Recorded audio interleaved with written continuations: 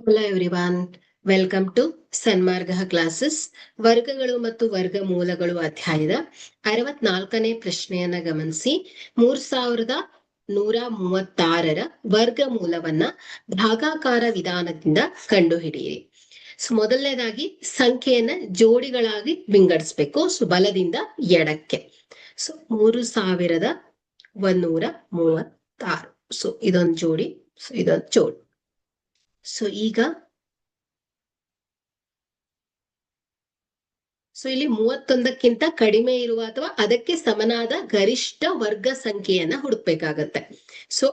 ಯಾವ್ದು ಬರುತ್ತೆ ಹೇಳಿ? 5 5 25. 6 6 36 ಆಗ್ಬಿಡತ್ತೆ. 35ಗಿಂತ ಜಾಸ್ತಿ ಆಯ್ತು ಇದು. ಹಾಗಾದ್ರೆ 5 5 25.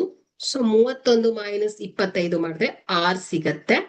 ಈಗ ಮುಂದಿನ ಜೋಡಿ 36ಅನ್ನ ಕೆಳಗೆ ಇಳಿಸ್ಕೊಂಡಾಗ ಆಗ ಏನಾಯ್ತು ಹೇಳಿ? 636 ಆಯ್ತು. ಮೊದಲಿನ ಭಾಜಕ 5ನ್ನ 2ರಷ್ಟು ಮಾಡ್ಬೇಕಾಗತ್ತೆ.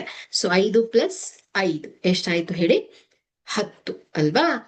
ಈಗ 10ರ ಪಕ್ಕದಲ್ಲಿ ಒಂದು ಸಂಖ್ಯೆಯನ್ನ ಬರಿಬೇಕು. ಅದೇ ಸಂಖ್ಯೆಯಿಂದ ಗುಣಿಸ್ಬೇಕಾಗತ್ತೆ. ಅದನ್ನ ಗುಣಿಸಿದಾಗ 636 ಬರ್ಬೇಕು.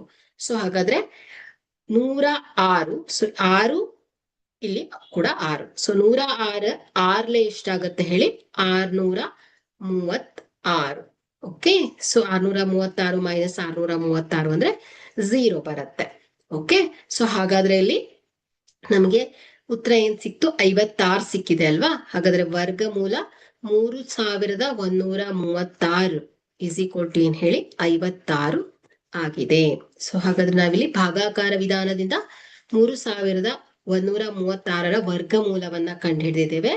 ಹಾಗಾದ್ರೆ ವರ್ಗಮೂಲ 3136 ಇಸ್ ಈಕ್ವಲ್ ಟು ಏನ್ ಹೇಳಿ? 56 ಆಗಿದೆ. Thank you.